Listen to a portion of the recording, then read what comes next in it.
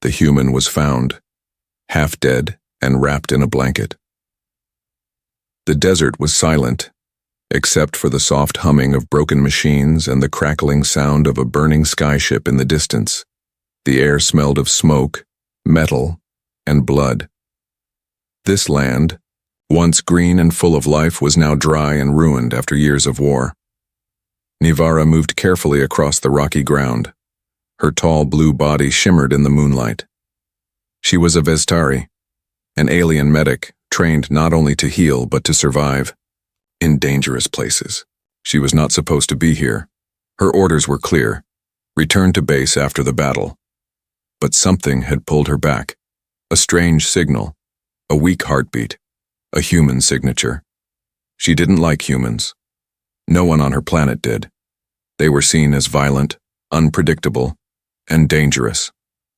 But still, something inside her made her follow that small signal. After walking through broken rocks and twisted metal, she finally found him. He was lying in a small crater, wrapped in a dirty gray blanket. His body was still. One arm hung over, the side like a forgotten doll. He was covered in dust and blood. His face was pale, lips dry. She leaned closer and scanned him. Still alive, she whispered. His heartbeat was faint but steady. His body temperature was low. He had burns on his chest and a deep cut on his leg. How he survived the crash, she didn't know. Humans weren't made for this kind of heat. She knelt beside him and placed a small healing stone on his chest.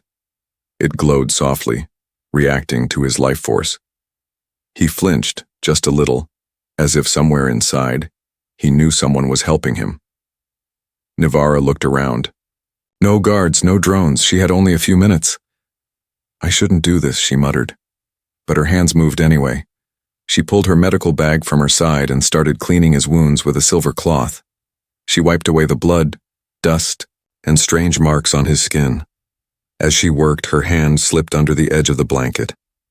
Suddenly, the blanket moved. She froze. Her heart raced. She quickly scanned his body again. No strange life form, no parasites. Just him. She touched his chest again. It rose and fell quickly now. He was waking up. Before she could pull her hand away, his hand shot up and grabbed her wrist. His grip was weak but full of panic. His eyes opened fast, wide with fear. They were green, bright green. He stared at her as if she was a ghost.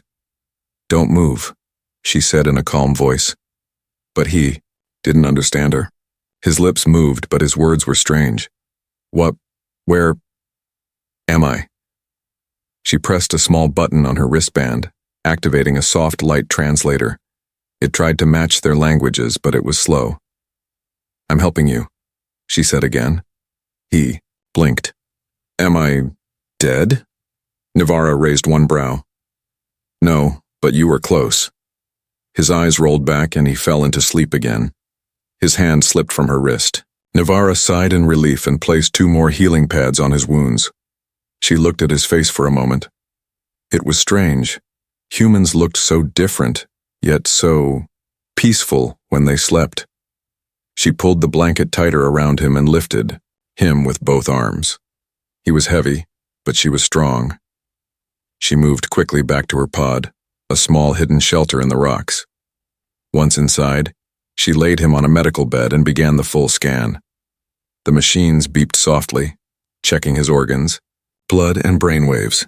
He needs rest and food. She prepared a liquid meal and placed a small oxygen mask on his face. As he breathed it in, his body relaxed. Hours passed. Nivara didn't sleep. She just sat and watched him. Why did she save him? She had seen many humans die in the war. She had walked past their broken bodies. But this one, he was different. Something about the way he had grabbed her wrist, the way he looked at her, like he trusted her, or wanted to. Her fingers touched her own wrist where he held, or it was still warm, she whispered. Who are you, human? No answer came, just soft breathing and the rise and fall of the blanket. But deep inside the shadows, something had started. Something strange, something new. and tomorrow, it would stir again. You're not going to hurt me, right? The soft hum of the medical pod filled the silence. Outside, the desert winds howled against the rocky walls. But inside, under a warm blanket and soft lights, the human slept, his chest rising and falling, slower now, steadier. Nivara sat nearby, not taking her eyes off him. She had moved him 3 times during the night, checking his wounds, replacing the healing gel, and covering him again. She didn't know his name, but in her head she had started calling him the Silent One. When he finally opened his eyes again, it was sudden, sharp, and full of fear. She stepped back, raising her hands. "Calm. Easy," she said, slowly and clearly. He struggled to sit up. "Where am I?" he asked in a dry voice. "What did you do to me?" She tapped her wristband, and the translator spoke in broken English. "You are safe. I saved you." He looked around, eyes darting from the glowing medical machines to the glass walls and then to her tall blue figure standing under dim yellow lights. "You're not going to hurt me, right?" he asked softly, his voice shaking. Nivara blinked, her face unreadable. "If I wanted to hurt you," she said slowly, "you would not be speaking now." The human tried to smile, but it came out crooked. "Fair enough." She walked over carefully and handed him a small silver cup filled with glowing blue liquid. He stared at it, confused. "It's for energy," she explained. "It won't poison you." He took it and drank slowly. The taste was bitter, but something inside him felt stronger almost instantly. Then, silence again. For a long moment, neither spoke. He studied her, and she studied him. Finally, he asked, "Why?" "Why what?" she replied. "Why did you help me? I'm a human. You're not." Nivara didn't answer right away. She turned and walked toward a shelf, picking up a small glowing sphere. She rolled it between her fingers before finally saying, "Not all of us believe what the high councils say about humans." He tilted his head. "And what do they say?" "That you're dangerous, violent, born to destroy." He let out a weak laugh. "Well, they're not completely wrong." But then he looked down at his hands, scarred, cut, shaking. "I didn't ask to crash here," he added. Nivara sat beside the bed but kept her distance. "I know. I saw the wreck. Your ship burned for hours." He nodded. "My name's Darren." "Nivara," she replied softly. They sat in silence again. This time it felt different, not empty, but heavy with unspoken words. Darren coughed, holding his side. Nivara reached out without thinking, pressing 2 fingers to his ribs. He winced but didn't pull away. "You cracked one. It's healing, but don't move too fast." He stared at her hand, long, smooth fingers glowing faintly blue. "You're warm." "Surprised?" she asked with a small smirk. "I thought aliens were cold-blooded." She raised an eyebrow. "You think many strange things." He smiled again, real this time. But then something flickered on the pod wall, a red alert. Nivara stood quickly and tapped her panel. The screen showed a blinking light above the desert, a patrol ship. Her heart jumped. "No," she whispered. "They're scanning." Darren sat up slightly. "Your people?" "Yes," she said. "And if they find you here?" She didn't finish the sentence. Darren looked at the walls, then the pod door. "Then I need to go." "You can't even walk properly," she snapped. "You'll die. Out there." "And if I stay, won't we both die?" She hesitated. Her chest felt tight.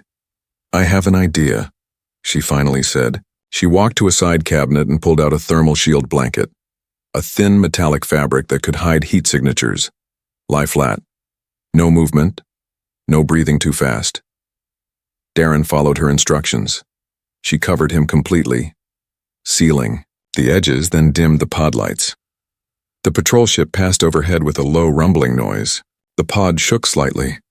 A scanner beam flashed across the walls. Darren held his breath. Nivara stood still, pretending to check her med supplies. Then silence. After a few long minutes, the alert light turned green. "They're gone," she whispered. Darren pulled the blanket down, gasping softly. That was too close. She helped him sit again. He looked at her and said, "You just risked everything." "Why?" Nivara looked down. "Because—" He waited. She looked back at him with strange sadness in her eyes. "Because once, my father saved a human too, and he died for it. But he always said, doing the right thing is never the easy thing. I didn't understand it back then, but now I do." Darren reached out slowly, this time gently taking her hand. "Then I owe you more than my life," he whispered. A moment held there, warm and quiet. But far above, the patrol ship circled again, and deep inside Nivara's mind, a question rose that she didn't want to answer. Was she starting to care for him more than she should? A warning from the sky. The sky turned red that evening, not from sunset but from the glow of patrol thrusters sweeping low above the canyon. The sound was distant at first, like a dull hum, but it grew louder with each passing second, like a growl rolling through the mountains. Inside the hidden pod, Darren sat up, his back against the cold metal wall, his breathing slower now. He was healing, but not fast enough. Nivara stood by the entrance hatch, her fingers dancing across the screen. Her glowing blue eyes scanned every data feed. Temperature levels, scanner sweeps, movement alerts. "They're searching again," she said without turning around. Darren looked up. "For me?" "Yes. Or others like you. There were 6 ships in your squad. Only 2 crashed near here. No other humans found yet." She paused, then added, "They won't stop looking." He pushed himself to his feet slowly. "Then maybe I should stop hiding," she turned sharply. "You can barely stand. I don't want you getting caught because of me." Nivara stepped toward him, her voice firm. "You didn't choose to crash here. I chose to save you. This is not your fault." Darren met her eyes. "Then it's yours?" Her gaze softened. "Maybe it is." The moment stretched between them. A long silence. One of those moments where the air felt full of things unsaid. He sat down again and whispered, "Do you regret it?" She looked away. "No, not yet." Later that night, Nivara brought out a glowing orb, the translation sphere. It wasn't perfect, but it helped them understand each other more easily now. She used it to teach Darren simple Vestari words. He listened closely, repeating sounds with a smile. "Nari means friend," she said. He pointed to her. "Nari." She tilted her head. "And Jen means protector." He pointed to himself. "Jen?" She laughed softly. "Not yet." For the first time since the crash, Darren laughed too.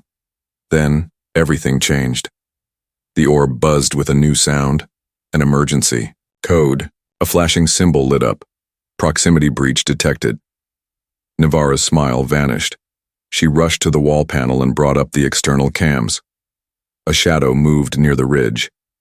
2 figures, tall, armored, Vestari soldiers, elite unit. Scouting, her hands trembled. "They've found this sector." She turned to Darren. "You have to hide, now."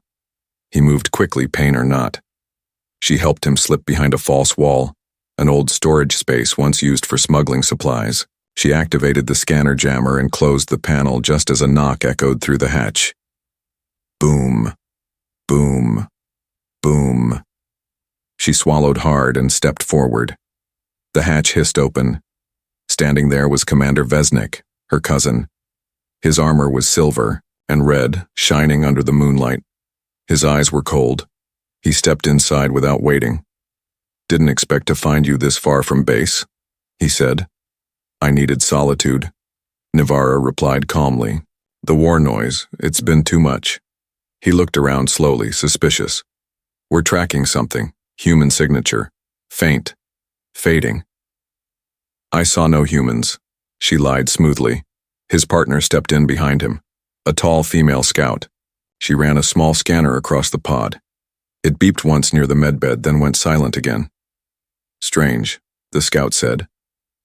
Heat levels are inconsistent, like someone turned off part of the pod's core. Navarra smiled. I'm doing repairs, old tech, you know how it behaves. But Vesnik didn't smile, he moved close to her. If I find out you're hiding something, anything, you'll lose your rank, your name, your rights, everything. I'm not hiding anything, she said. Her voice didn't shake. Vesnik stared at her for a long time. Then he turned and walked toward the exit. He paused at the door. Oh, he said almost as an afterthought. We've placed surveillance drones across this zone. They fly silent. You won't hear them. Be careful. Then they left. When the hatch finally closed, Navarra stood there frozen. Her heart pounded in her chest. She moved to the wall and opened the hidden panel. Darren crawled out slowly, his face pale. You okay? She asked. I couldn't breathe in there. Neither could I, she whispered. They both sat down, exhausted from the lie, from the tension, from the danger now surrounding them like a cage. That night, as the wind howled again outside, Darren couldn't sleep. He stared at the curved ceiling, wondering how long he could stay here before someone else came knocking. He stood up and quietly walked toward the exit. The stars above looked strange. Brighter. Colder. Navarra followed him silently. You miss your home? She asked. He nodded. More than anything. She looked at the stars too. I've never seen Earth. Only through old screens. Your oceans, your forests. I've always wanted to feel rain. He chuckled. Rain is overrated. She looked at him. So is war. He turned to her. Do you ever wonder what this is? Us. Here. Talking like this. Navarra took a slow step forward. I try not to think about it. But you do, he whispered. She said nothing. Suddenly something buzzed above. A soft, blinking light. They both looked up. A surveillance drone. It hovered silently above the canyon edge. Red light blinking, watching. Darren reached for a rock, but Navarra stopped him. No sudden moves, she said. Too late. The drone turned and zipped away at full speed, disappearing behind the cliff wall. They saw you, she said. What do we do now? She looked at him, face tense, breath short. We run. Betrayal runs in her bloodline. The desert didn't sleep. Even after midnight, the wind whispered through stone canyons like old ghosts, brushing across the skin like icy fingers. The stars above watched silently, cold and distant. Navarra led. Darren down a hidden trail carved between sharp red rocks. Her cloak shimmered slightly with every movement. Behind her, Darren struggled to keep pace. His leg was still healing, and every step sent pain shooting up his side.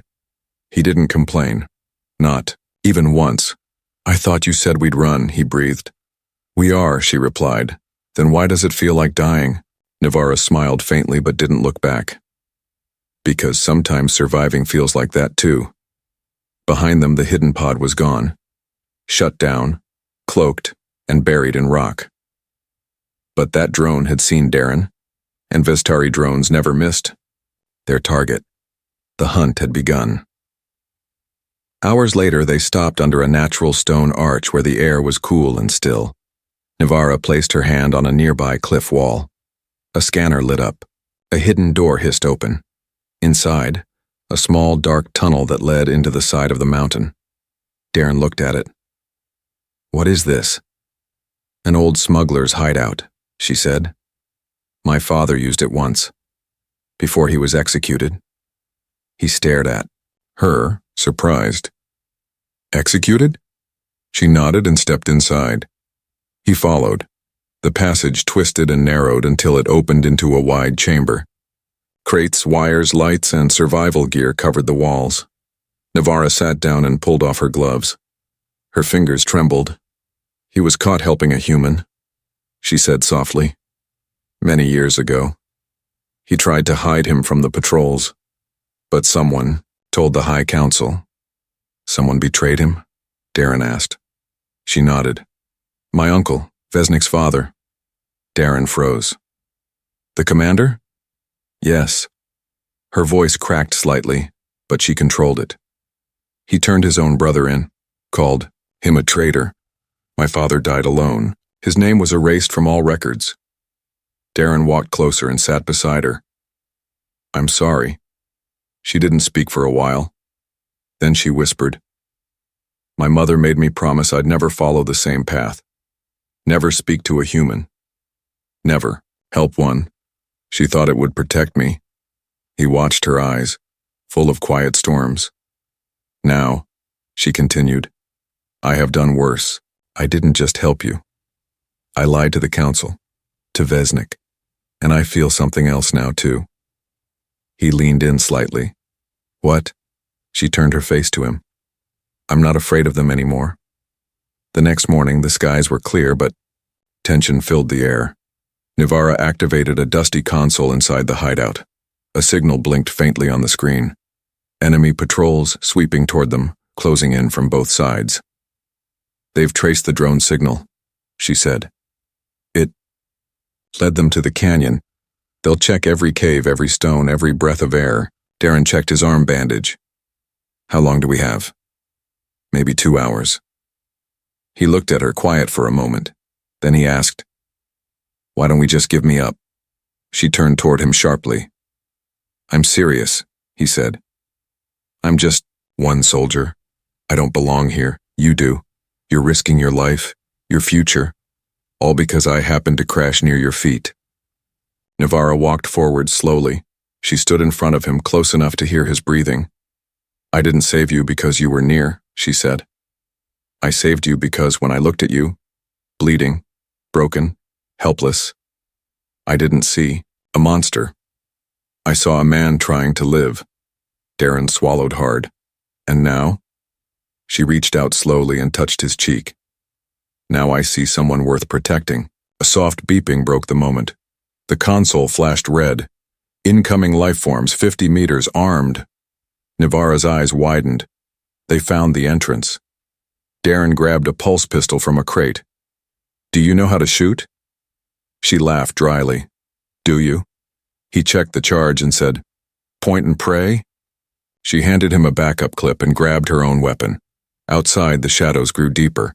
The footsteps echoed down the tunnel. Suddenly, a voice boomed through a speaker. "Navarra, this is Commander Vesnik. We know you are inside.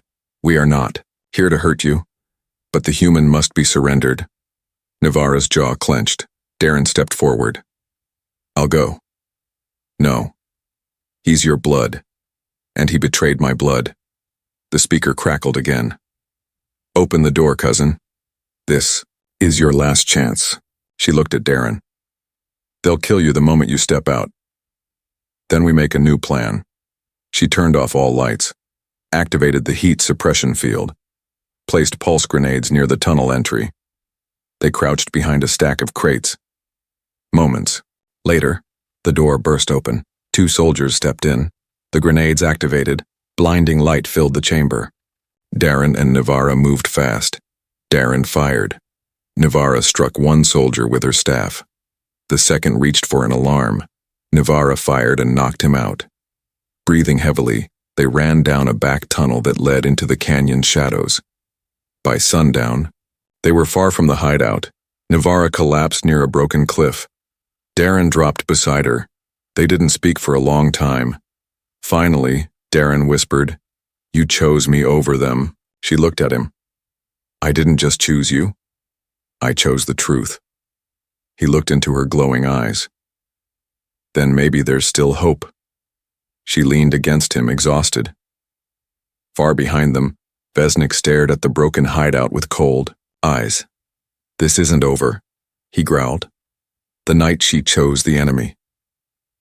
The moon was full that night, a giant white eye staring down on the desert, watching every move in silence. Darren and Navara sat by the edge of an old water reservoir, half buried in sand.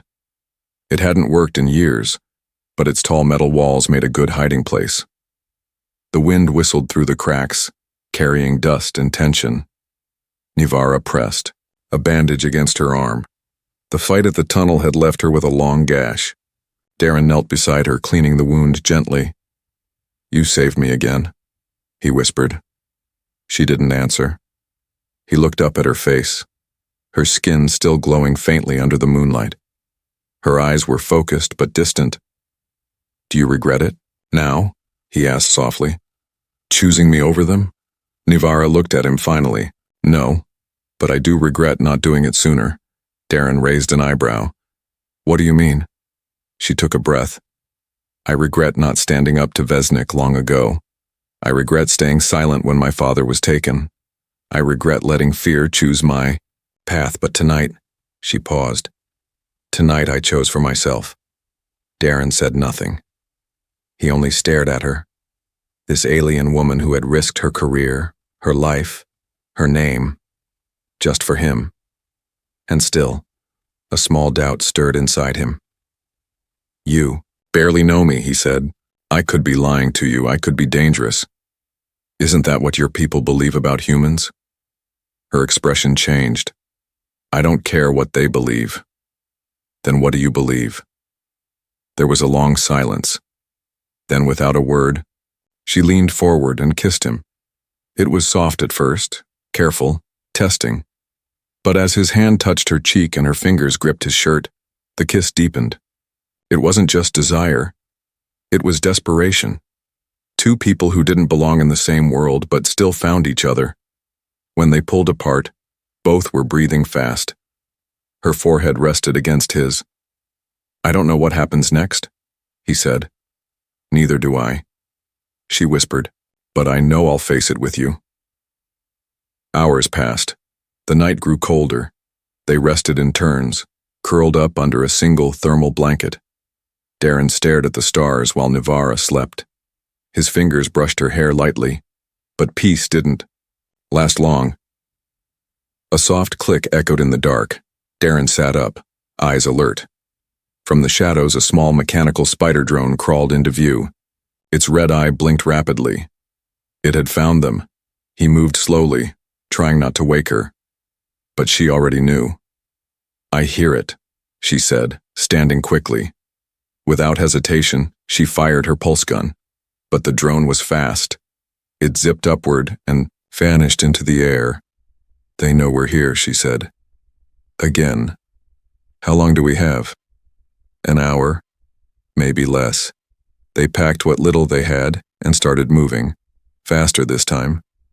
They found an old rail line running through a narrow canyon. The metal tracks glowed faintly under the moonlight. It was once used for mining, but now forgotten. "This way," Navara said. "I know a place. It's risky, but it's the only shot we have." Darren didn't ask questions.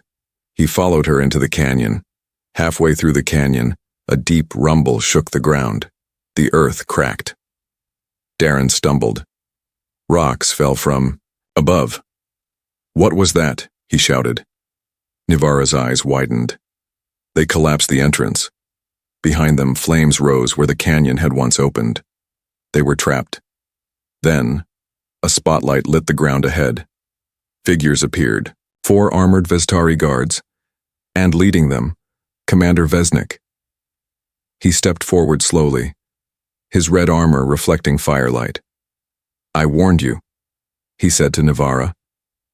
"But you chose him. A human." She stepped in front of Darren, eyes burning, with fury. "I chose what was right." "No," Vesnik said coldly.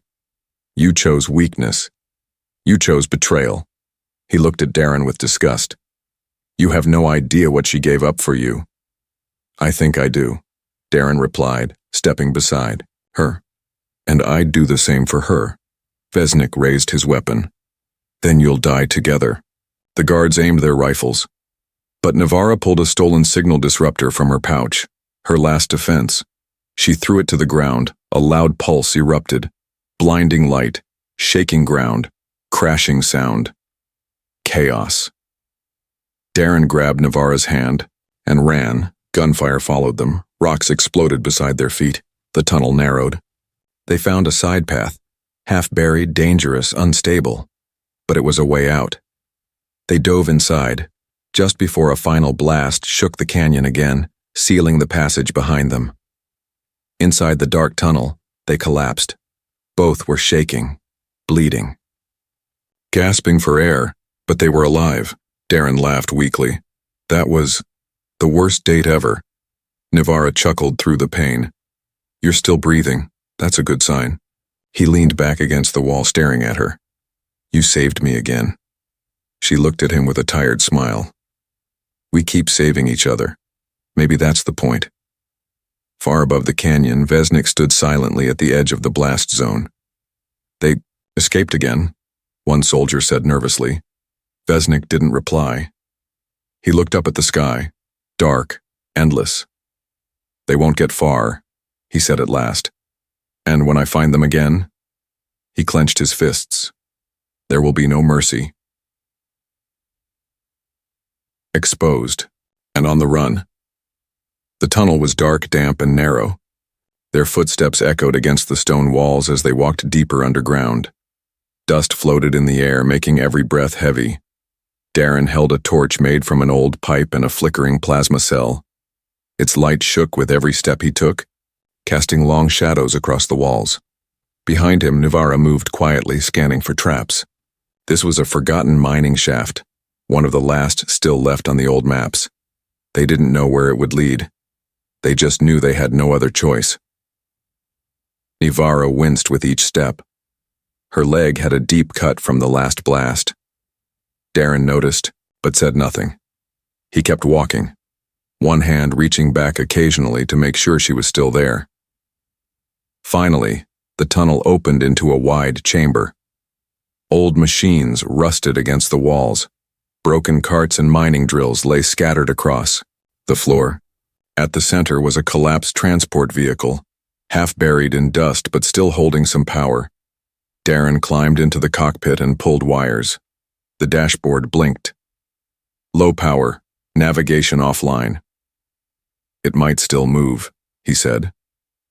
If I can link it to your core crystal. Navarra pulled the small glowing blue crystal from her pocket. This is all I have left. He looked at her. Then it's all we need. As he worked, Navarra sat nearby, pressing cloth against her bleeding leg. The pain was sharp, but she hid it. She watched him work, his hands moving quickly, his jaw clenched in focus. A human man lost on a foreign planet, fixing her world like it was his own. Darren, she said quietly.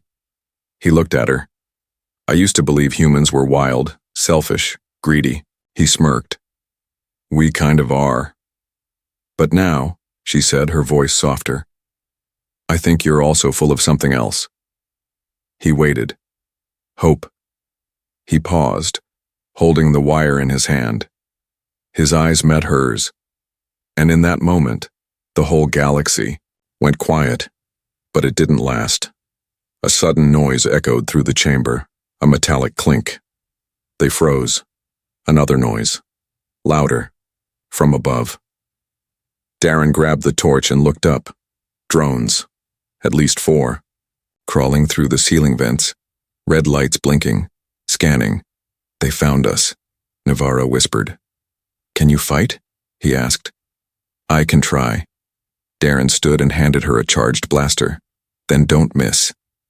The drones dropped like spiders, legs spinning, guns aimed. The first one fired, but Navarra was faster. She hit its core in one shot. It exploded mid-air. Darren fired at the second drone, but it zipped to the side. Its beam cut across his arm, burning his sleeve. He fell backward. Navarra jumped forward and shielded him. She rolled and fired, destroying. Another drone, the last one, flew toward the exit. It's escaping, Darren shouted. They fired together. Boom! The drone exploded inches from the tunnel mouth. but not before sending a signal ping. Nivara's eyes widened. They know exactly where we are now. Darren rushed to the vehicle. We have one chance. He inserted the crystal into the control. Panel lights flickered. Power at 22%, the console said. That's enough. The engine growled to life. He helped Nivara into the passenger seat and jumped in beside her. The transport shuddered, then rolled forward, slow but moving. The tunnel twisted, but the vehicle pushed on. Behind them, the sound of Vestari hoverbikes echoed closer and closer. They're catching up, Nivara shouted. Darren pushed the engine harder. Sparks flew. Warning lights blinked. Then, a beam of light shot past their heads. They're firing. He turned sharply. Rocks fell. One hit the transport roof. Another clipped the back wheel. The vehicle spun and slammed into the wall. Out! Darren shouted. They jumped out, just as the transport burst into flames behind them. Now on foot, they ran through narrow tunnels, hearts racing, lungs burning. Suddenly, a split. 2 tunnels. We split up, Darren said. They can't follow us both. No, she said, grabbing his arm. We stay together. Before they could choose, a flash grenade exploded. White light. Deafening sound. Darren dropped to the ground. His ears rang, his vision blurred. When he opened his eyes, Nivara was gone. He screamed her name. Nivara. No answer. The tunnel echoed back his fear. Elsewhere, Nivara awoke with cold steel around her wrists. Vestari guards stood around her, and in front of her, Commander Vesnik. He knelt beside her. You ran well, fought well. But now it ends. She stared at him with fury. You've always hated me. He smiled. No, not always, but when you chose that human, I knew you weren't one of us anymore. Then kill me, she whispered. Not yet. He stood and tapped his comms. Bring the human alive. Meanwhile, Darren crawled through the wrecked tunnel, eyes burning, coughing from the smoke. He found a Vestari communicator on a dead soldier's body. He turned it on. A voice echoed through it. Prepare the chamber. We want them to see each other one last time. Darren stared at the device, fist clenched. She's alive, he whispered. They took her. He stood slowly, eyes filled with rage. Then I'm coming for her. She risked everything for the one beneath the blanket. The Vestari stronghold was carved into the face of a black mountain, cold, sharp, and ancient. It was once used for royal trials. Now it was a prison. Inside, Nivara sat in a glass cell, wrists bound in glowing cuffs. Her face was bruised, her eyes dim, but her spirit still burned. Outside her cell stood Commander Vesnik, arms folded, waiting. You'll be judged in front of the council, he said calmly. They'll erase your name, your history, you'll be forgotten. She raised her head slowly. Not by him. Vesnik's lips curled. He won't come. He's probably already dead. But she just stared at him. You don't know him? She whispered. Far away, crawling through broken tunnels and dodging patrols, Darren moved like a ghost. His body was bruised, blood dried on his shirt, and pain stabbed at his ribs, but he didn't stop. He had stolen a Vestari guard's uniform. It didn't fit perfectly, but in the dim light of the base, it worked. A stolen keycard. A fake name. A borrowed gun. Everything was ready. Only one mission now. Get to Nivara. The judgment hall was wide and bright, built from glowing stones and energy pillars.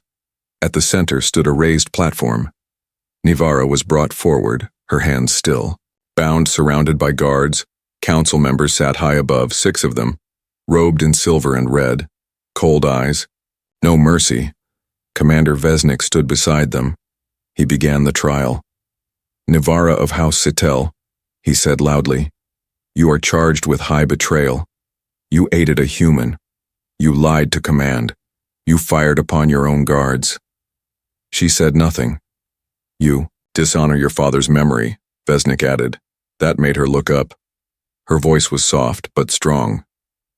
My father died for what was right. He chose mercy. You chose fear. The council murmured. Vesnik raised his voice. This human is not your equal. He is a threat. He has killed our kind. Nivara stepped forward even with shackles on. "So have you," she said. The room fell silent. Then one council member asked, "Where is this human now?" Vesnik smiled darkly. "Gone. Most likely crushed in the tunnel collapse."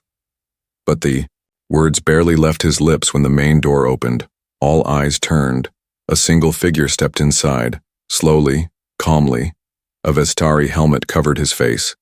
He walked straight toward the platform, stopping a few feet from the guards. "State your name," one barked. The figure said nothing.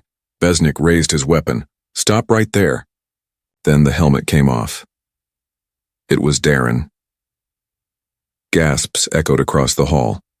He tossed the helmet aside and raised both hands, showing no weapon. "You want to judge someone? Judge me." The guards pointed their guns at him. "No," Nivara shouted. Darren stepped forward. "You call me dangerous, but I didn't start this war. I crashed, I nearly died, and your people tried to finish the job." He turned toward the council. "But she saved me. Again and again. She gave me food, safety, and something no one has given me in years. Hope." A silence fell over the chamber. He looked at Nivara. "If that makes her guilty, then so am I." Councilmember Krizal leaned forward. "You expect us to believe you love her?" Darren didn't blink. "I don't just love her," he said. "I'd die for her." He stepped onto the platform and reached for her hand. The guards moved, but the council member raised his hand. "Stop." Everyone froze. Nivara looked at Darren, her lips trembling. "You came." He smiled gently. "I told you. I always would." Vesnik exploded in rage. "This is madness. He's tricked her. Look at him. Weak, bleeding. He's no warrior." Darren turned to him. "Maybe not, but I'm still standing." Vesnik drew his blade and stepped forward. "Then fight me." Gasps filled the room. "You want her?" he growled. "Win her with honor. Trial combat. Vestari law." Nivara shouted, "No, he's not trained for this." Darren touched her wrist gently. "I'll be fine." She shook her head. "You can't win." "I don't need to win," he whispered. "I just need to protect you." They cleared the floor. Vesnik stood tall, strong, armored. Darren stood with a stolen blade, barely balanced, slightly cracked. The signal was given. Vesnik attacked first. His blade slashed through the air. Darren dodged, barely. Sparks flew as metal. Hit stone. He rolled, countered, slashed. Vesnik laughed. "You fight like a child." Darren didn't answer. He fought carefully, thinking more than striking. Vesnik rushed again. This time, Darren let the blade hit his arm. Blood spilled, but he used the moment to grab Vesnik's leg and flip him over. The chamber roared in shock. Vesnik recovered quickly, rising with fury. "You die now!" He raised his sword. Darren had 1 second. He dropped his blade and caught Vesnik's arm, pushing the energy sword away. With his other hand, he grabbed the energy cuff from his belt and slapped it onto Vesnik's own wrist. Click. Lock. Vesnik froze. He was shackled. The room went still. Darren stood over him, breathing hard. "I don't want to kill you," he said. "But I won't let you hurt her again," the council whispered among themselves. After a moment, one stood. "We have seen enough." He looked at Nivara. "You saved this human when you could have walked away. You lied, but not for evil. You fought not against us, but for someone you believed in." Then, to Darren, "And you, human, you came with no army, no threat, only truth." The council paused, then finally said, "You are both free." Nivara dropped to her knees, overwhelmed. Darren knelt beside her. She touched his face. "You mad, foolish, beautiful human." He smiled. "Still want me?" She pulled him into a kiss, and the chamber of judgment filled with silence, then applause. Months later, on a small moon colony far from Vestari space, a home stood under silver skies. Inside, a baby cried softly. Nivara held her child close, while Darren fixed an old radio near the window. He looked over and smiled. She walked to him, leaned her head, On his shoulder. Everything's peaceful now, she whispered. For now, he replied. But even if the world burns again, she finished his words. We'll face it together.